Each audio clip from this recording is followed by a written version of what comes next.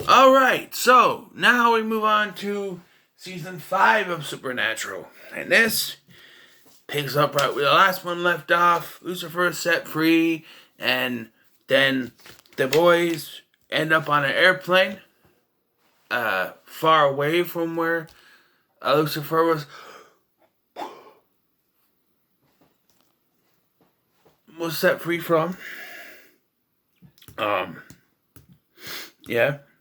Lucifer at first finds a vessel of a man named Nick. He's a man named Nick, and he willingly gives himself over to Lucifer after something happened with his family. I don't know, his child, something like that. I don't exactly remember what, but yeah. Yeah. This season really doubles down on the whole apocalypse stuff. You get the 4 horses of apocalypse. Apocalypse, which are war, famine, pestilence, and death.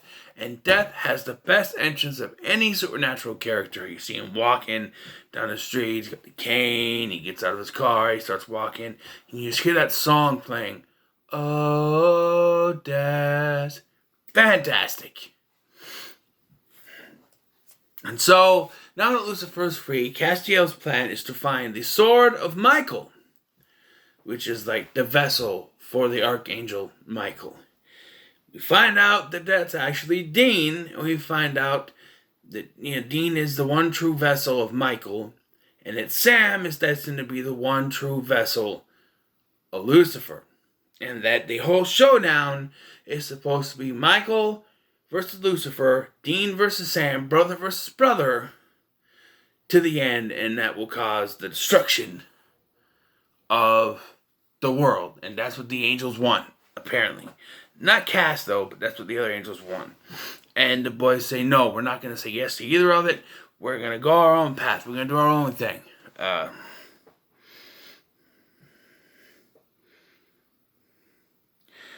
some point, Bobby ends up in a wheelchair. I think it was some point from last season. And that's like one of the main points of this season is Bobby wants out of his wheelchair, but he can't. We have Crowley, who was introduced last season, I think. Hold on.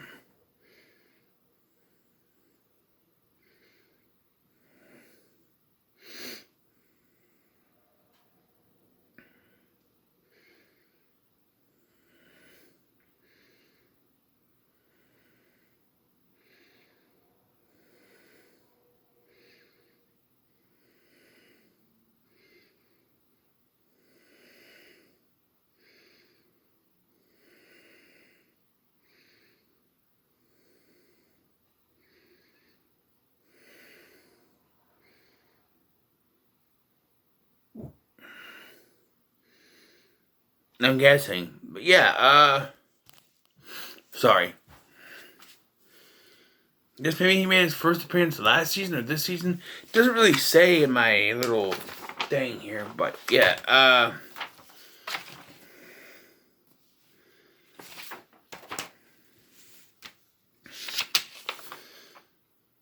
I'm pretty sure Crowley is a kind of a major part of the season. We also have Zachariah, who is trying to convince Dean to say yes to Michael. He refuses. So what they do is they have a backup plan. Their plan is they bring Adam back to life.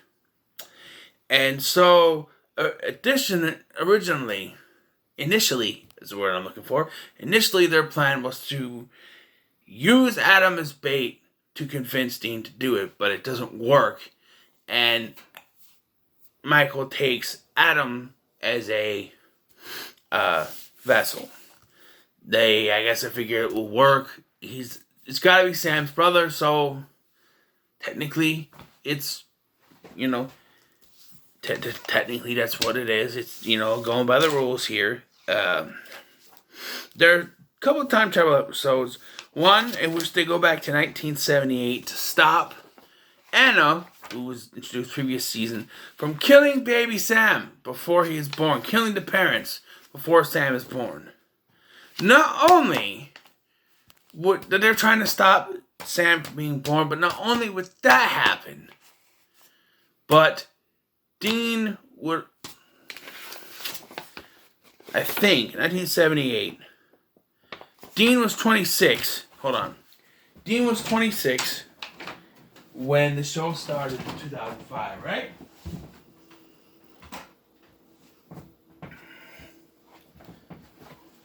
So, there you go, calculator. So, let's see. So, 2005 minus 26. 1979. So, Dean wasn't born yet. So, that's Dean that you're pregnant with. So, yeah.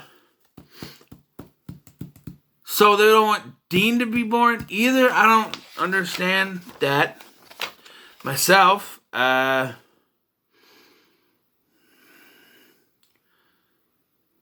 Yeah.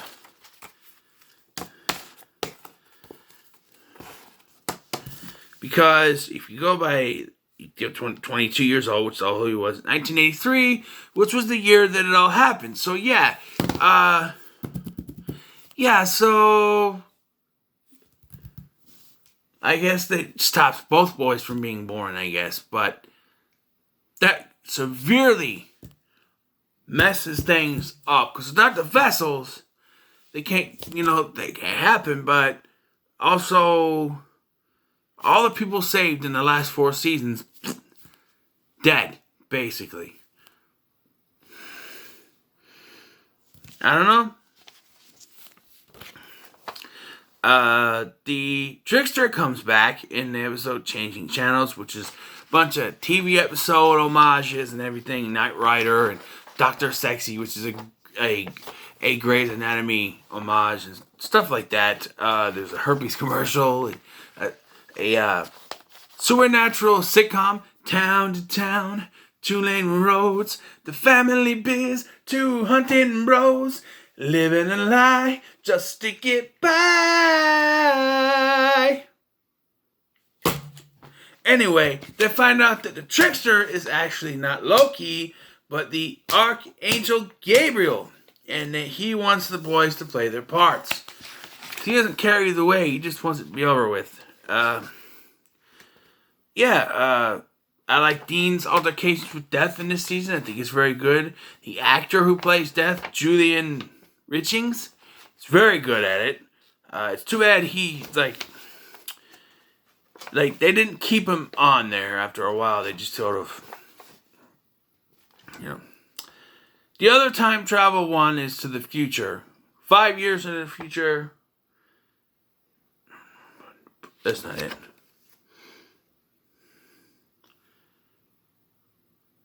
5 years in the future where Sam is now completely taken over by Lucifer. So, the finale always felt weird to me. I remember when I first watched it. It felt like a series finale. And that's because Eric Kripke, the showrunner, the creator of the show, only intended Supernatural to run for 5 seasons. So, he only planned out 5 seasons. So, the season finale of season 5 is the end of the story arc he had set from the beginning. And it feels like it.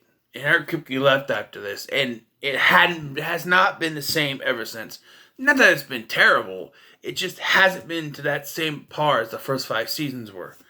And the finale is simple. Sam's plan is to say yes to Lucifer, then jump into the cage by using the rings of the 4 horsemen to open the portal. Only Lucifer is too strong and takes over. However, Dean shows up at the battle, and then you have Cass coming in to distract Michael with his line, "Hey, ass butt." Ass butt. Lucifer kills both him and Bobby. And by the way, Bobby gets his legs back thanks to a deal with Crowley, I think. I believe so, yes. And, but they're both killed. But then, as Lucifer is beating the holy hell out of Dean, just like beating the holy hell out of him, he sees his reflection in the Impala. Sam comes back. He opens the portal, jumps in. As Michael grabs him, they both fall in. Michael comes back, grabs him, fall in. Cass is brought back, supposedly by God. He brings Bobby back to life. He heals Dean. And then this whole episode has been narrated by Chuck. And at the end of his narration, he disappears, which had led people to speculate, which would later be confirmed, I'm spoiling it now, that Chuck is God. It would be confirmed later down the line, like season 10, I think it was. But yeah, and it ends with Dean doing what he promised Sam, and that is to settle down with Lisa and Ben. And then, just because it's now a season finale, not series finale, you have Sam standing outside the house. And that's how it ends. I think this was a step up from the previous season. I'm going to give it a B+. I enjoy this season. I think the whole Four Horsemen of the Apocalypse was done very well. And I think just trying to get to the end of the season, it was a clear path and it worked well. And Swan Song, the season finale, is one of my favorite episodes. So, what are your thoughts on Season 5 Supernatural? Leave me in the comments below. Make sure to like, share, and subscribe. Thank you for watching. I've been Scotty. See you in the next one.